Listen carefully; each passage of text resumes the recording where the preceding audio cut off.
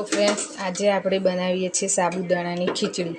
તો એના માટે સૌથી પહેલાં આપણે ગેસ ચાલુ કરી દીધો છે અને લોઢી પર તેલ મૂકી દીધું છે ગરમ થવા માટે। તો આપણું તેલ હવે ગરમ થઈ ગયું છે તો તેમાં નાખશું જીરું। તમારી જોડે મીઠો લીમડો હોય તો તમે નાખી શકો છો, મારી જોડે મીઠો લીમડો નથી એટલે મેં નાખ્યો નથી। મરચાં સતરાઈ જાય એટલે પછી તમે આપણા મરચાં કમ્પ્લીટ રેડી થઈ ગયું છે। તો એને વઘારમાં હવે એની પછી નાખીશું બટેકા। મેં પહેલેથી જ બટેકા સમારી અને ધોઈ અને લઈ લીધા હતા।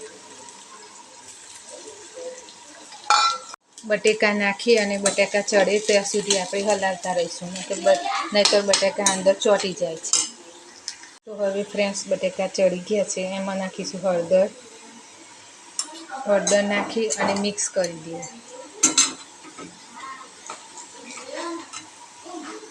હવે મિક્સ થઈ ગઈ છે, એમાં આપણે હવે નાખીશું સાબુદાણા જે મેં પલાળીને રાખ્યા હતા।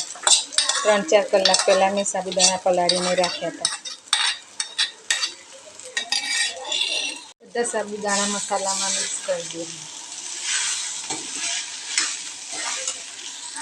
મુજબ મીઠું નાખવાનું, ખાંડ અને લીંબુનો રસ બધું મિક્સ કરી દેવાનું, જેથી બધા મસાલા એક સરખા અંદર સાબુદાણામાં ભરી જાય અને હલાવતા રહેવાનું।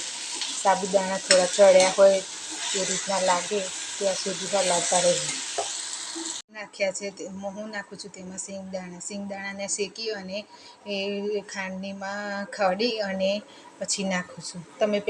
મેં પહેલેથી જ શેકીને રાખી હતી। બધું મિક્સ કરી દેવું। તો ફ્રેન્ડ્સ આપણા સાબુદાણાની ખીચડી રેડી થઈ ગઈ છે।